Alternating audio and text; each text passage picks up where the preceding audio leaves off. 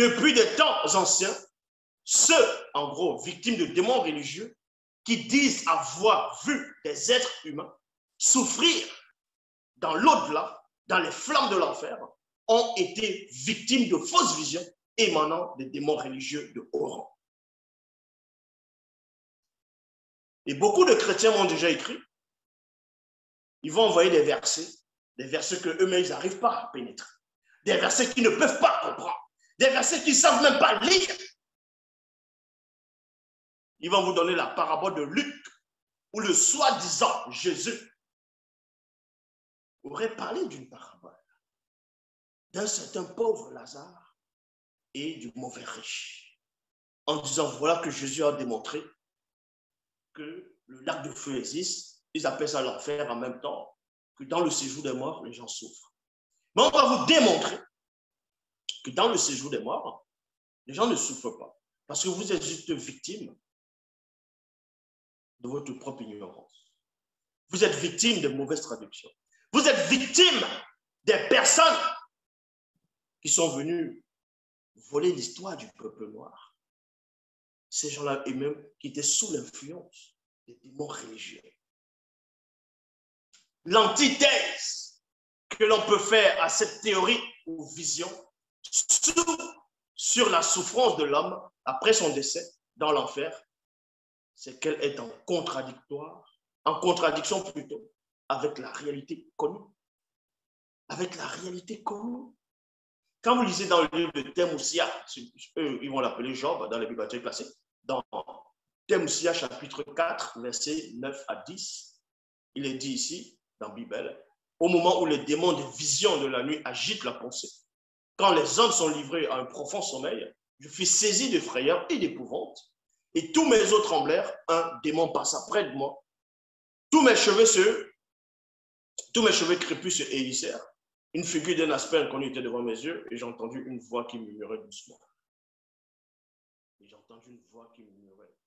L'éclosion de cette fausse doctrine sur la souffrance des âmes humaines après les décès dans l'enfer a bouleversé, ébranlé et détruit l'espérance de plusieurs de ceux qui manquent de clarté et de pénétration.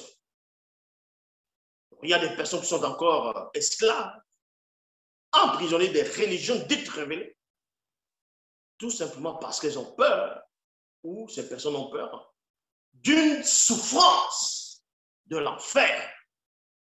Alors que ces personnes savent que dans les religions, il y a des contradictions, il y a des mensonges, il y a des anomalies. Mais à cause du mensonge de la peur, à cause de la vision de l'enfer, parce qu'ils ont cru à ça, ces personnes ont peur de se poser des questions, de dire, hé, si je m'étais trompé. Parce que ces personnes sont sous l'emprise du démon, des démons religieux de haut rang. Ceux qui ont la prétention d'enseigner et de donner de faux témoignages sur la souffrance des âmes ainsi que de leurs proches après leur mort en enfer ont tout simplement l'esprit obscurci. Ils sont possédés par des démons religieux de haut rang. Ces personnes sont possédées par les démons religieux de haut rang. Dans le livre de l'histoire oubliée du peuple originel, chapitre 5, au verset 83, donc chapitre 5, verset 83, il est dit ici. Ceci dans le but de leur faire visiter un faux paradis à travers plusieurs fausses visions. Dans la démonologie, chapitre 1, verset 322 à 300, il est dit certaines personnes en fonction de leur religion, donc ici entre parenthèses christianisme, qui ont été victimes de démons religieux et qui ont été en proie aux fausses visions, se basent constamment sur le verset de Luc 16, 22 à 29. Des fausses visions des Bibles classiques pour affirmer effectivement, certaines personnes souffrent actuellement dans ce lieu de tourment. Donc, comme j'ai dit tantôt au début, qu'il y a beaucoup de chrétiens qui, quand je parle de l'enfer, quand je fais les vidéos sur l'enfer, ainsi de suite, ils vont envoyer Luc 16 à partir du verset 22 à 29, où on vous dit que le mauvais riche est mort, il allait dans le séjour des morts. Et Lazare est allé dans le sein d'Abraham. Oh non, mais sérieusement. Lazare est allé dans le sein d'Abraham. Et le mauvais riche est allé dans le séjour des morts. Et dans le séjour des morts, il souffrait. Il était dans une flamme de feu. Dans les flammes de feu, ça le brûlait. Et là-bas, il supplie Lazare, oh Père Abraham, aie pitié de moi, on voit que Lazare qui trempe le bout de son doigt dans l'eau et qui me rafraîchisse la langue. Donc, ça veut dire que cette eau-là, c'était quoi? C'était l'eau ordinaire, c'était quelle eau? C'était l'eau astrale, l'eau spirituelle, c'était l'eau physique. Est-ce qu'un esprit va boire l'eau physique? Mais bon, ce Jésus-là aurait pu bien réfléchir avant de sortir quand même une parabole un peu structurée, quoi, pour montrer que ce Jésus-là lui-même ne sait rien, parce qu'il n'existe pas. C'est le démon Michel qui est derrière. Lui-même était rempli de confusion quand il a inspiré ses écrits-là.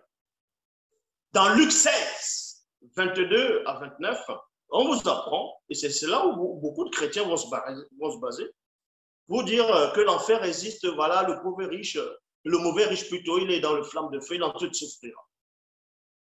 Donc, tous ceux qui meurent sans Jésus, sans Yahushua, à Mashiach, vont directement en enfer en train de souffrir. Et que là-bas, ils vont regretter. Bas les veines. Allez, arrêtez de délirer, de raconter des hérésies, des excréments. Déjà, Luc 16, 22 à 29 est faux. Est complètement faux. Parce que Ecclésiaste, je vous invite à lire même dans les Bibles classiques, dans le livre d'Ecclésiaste, chapitre 9, au verset 5 à 9, pour montrer que dans Ecclésiaste, chapitre 9, verset 5 à 9, contredit Luc 16, 22 à 29. Parce que dans Ecclésiaste 9, 5 à 6, dans Ecclésiaste 9, 5 à 6, contredit Luc 16, 22 à 29. Dans les livres d'Ecclésiaste, on vous apprend que les morts savent qu'ils vont mourir. Mais ceux qui sont morts, les morts ne savent rien. Ils n'ont pas de souvenir dans le séjour des morts. Ils n'ont pas de conscience, ils n'ont pas d'activité, ils n'ont pas de réflexion. Il n'y a pas de raisonnement, il n'y a pas de compassion, il n'y a pas de jalousie. Oh, tandis que dans Luc 16, le mauvais riche a eu la compassion pour ses frères qui sont encore dans le visible. Or, dans Ecclésiaste, ce n'est pas ça. Les auteurs des Bibles se sont bourrés. Jacob, celui qu'on appelle Jacob, Yacobo, dans les Bibles actuelles classiques, lui-même il disait qu'il va aller avec ses cheveux blancs dans le séjour des morts. En gros, par rapport à son fils, s'il apprend qu'un malheur arrive à son fils. Donc, ça dit que lui va accepter un homme soi-disant qui marche avec Dieu. Il va aller dans le séjour des morts, aller souffrir dans les flammes de l'enfer. Il a fait quoi? Et vous comprenez que le séjour des morts, quand on dit le séjour des morts, c'est quoi? Il faut comprendre les choses. Il faut comprendre les choses, comment on appelait les choses à l'époque. Un séjour, c'est comme quelqu'un va, je sais pas, en Europe, on lui donne une carte de séjour. Une carte de séjour. Une carte de séjour, c'est quoi? Ce n'est pas la nationalité. C'est-à-dire, certes, tu peux demeurer là, mais un jour, on peut te l'enlever. Il y a des privilèges, il y a des choses. Donc, c'est pour vous dire que ce qu'on appelle le séjour des morts, il n'y a pas d'activité là-bas. Pour ceux qui n'ont pas le verbe, ils sont dans l'oubli. L'Ecclésiaste a confirmé cela. L'Ecclésiaste a dit cela. L'Ecclésiaste avait la connaissance, avait la sagesse. Donc, j'invite à ces chrétiens de lire Ecclésiaste chapitre 9, versets 5 à 6. Vous allez voir que ça contredit Luc 16, 22 à 29. Ça contredit. Dans Jésus lui-même, c'est un esprit égareur qui ne connaît pas les choses. Vous vous êtes gouré, vous êtes tombé sur du faux. Démonologie, chapitre 1, verset 324, il est dit ici. Nous pouvons donc affirmer que personne ne souffre dans le séjour des morts ou dans l'enfer, car l'enfer n'existe pas. C'est une fausse vision et une fausse doctrine envoyée par les démons religieux de haut rang.